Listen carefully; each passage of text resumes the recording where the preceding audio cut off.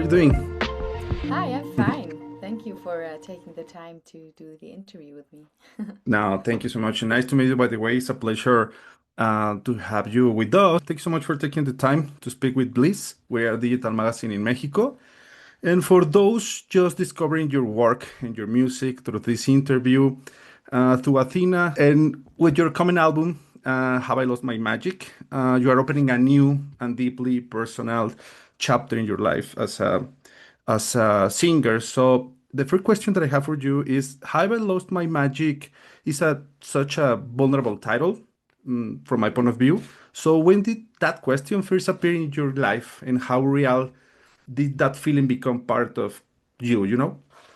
Yeah, I think during the process of writing this album, there was a lot going on in my life. A lot of changes happened, and I someday just woke up with the thought of, oh my God, have I lost my spark? Have I lost my magic? Maybe I have lost it, and I wasn't able to find it. And then I had this idea in my head of the melody of the theme. Um, and then I just took my cell phone and recorded it, and I completely forgot about it. And then when I was browsing through my voice memos, I saw this melody again and the lyric, and I was like, ah, maybe that's the start to find the magic again. And yeah, this album led me on a journey to find this magic again, because I think magic is never lost. We all carry a lot of magic inside ourselves, and this album really helped me to figure out who I am today and to let go of past versions of myself and um, yeah, recognize the magic again. You describe the record as a personal, playful, and honest, right? So how do you Mhm. balance that sense of playfulness while addressing heavier themes like burnout or complicated relationships? I think it is always very important for me that my music is personal, or that I feel connected to the topics of my songs, because I never write songs that I don't want to come out. So most of the time, the lyrics that I write are based on something that is brewing inside of me and that I have to let out. It's similar to journaling, but with music. And I think that's why I also put a lot of personal stuff on this album. But at the same time, it is. I think it's a lot of themes are for everybody, because we all live in the same crazy world right now, and we all have struggles and a lot of pressure that we put on ourselves. And I hope that people can relate with the topics that were really important for me. And um, these songs help me to deal with those topics. And I hope that people will, yeah, get something out for themselves with these themes. Absolutely, not totally. Well, maybe it's just my point of view, but with something is honest, you feel it, you know it, and I'm pretty Yeah. sure that will be the same situation with your album. And you collaborate again with Linus on this project. Yes. So, what evolved in your creative dynamic compared to your previous work or experience in the past? I think we were more bold on this album. I think we didn't set any rules. We didn't like, we didn't went to the songs and were like, oh, we want to sound like this or that. And that's why we had the complete freedom to do everything we like. And I think the new album, the third studio album, is like a somehow a mix of my first album and my second album, but also with a newer, bolder way. And I think I also try to let me influence of the music that I heard as a kid. I listened to a lot of Queen and Beatles when I was younger, and I embraced this with Linus. And yeah, we created something that shouldn't work in the first place, Yeah. but that really was fun for us. So I think that's stuff you can hear in this album. That's amazing. Well, there's a beautiful contrast between intimacy and expansiveness in the sound, harp, strings, full band arrangements, a lot of things. So, Mhm.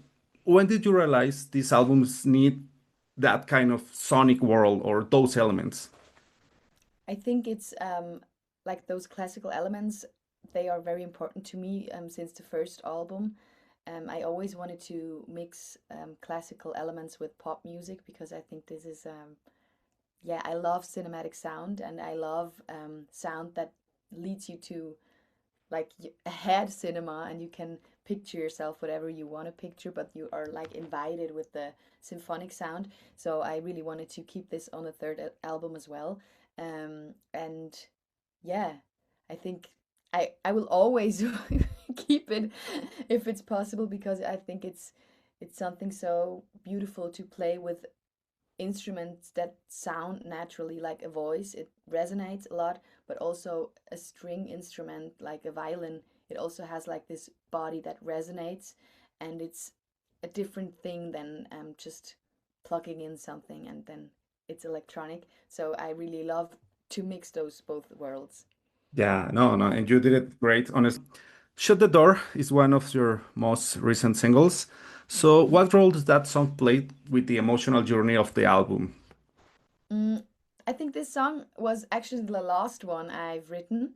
Mm. And I felt like I always dealt with like the inner struggles, and it was a lot of work also mentally, not only writing the songs, but dealing like with a lot of things.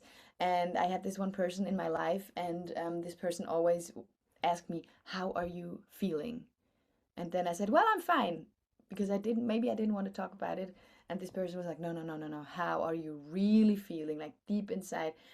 And then I just decided I don't want to talk about it. If I'm not feeling it, I can just shut the door. And that was the intention for me to write this song. And it's a little I'll deal with it later song, because you have to deal with your problems, that's for sure. But sometimes if they're not like ready to be dealt with, you can just postpone them and they will knock on the door again. And sooner or later you have to make, yeah, room for those problems. But this was my little yeah, postpone your problems song. Yeah. That's a great fact. And you often address vulnerability, abuse, and emotional exhaustion in the album, in your music. Hmm. Was there ever a moment where you hesitate to share that much of yourself, or you are never thinking about it? Yes, yes, a lot of moments actually, because I think talking about yourself is always very vulnerable. But when you put it into music, you talk with words, but also with the language of music, and it makes it sometimes even more connected to me, or I feel it's more connected to me than if I just speak. And especially for one song on the album, I had a long time figuring out whether I should put it on the album or not. Um, and I had this one rule: if I can sing a song and don't start to cry, I think I'm ready. That's a good And rule. yeah, that's a good rule. And so I think I'm ready. I was ready to put it on the album, and I'm ready to talk about topics that matter to me, because I think we all have something to say, and saying something through music or art is, yeah, something that always inspires me. So I try to do it as well. And I think now I'm ready for all the toppings on the album. That's great. A couple of questions about the global connection in Mexico. It's Hmm. been an amazing to see such a strong response from Mexico with your music, with multiple sold out shows. What did that experience feel like for you? It was really insane. It was the craziest thing I've ever experienced, because when I went to Mexico, I thought, well, maybe 10 people will show up or something.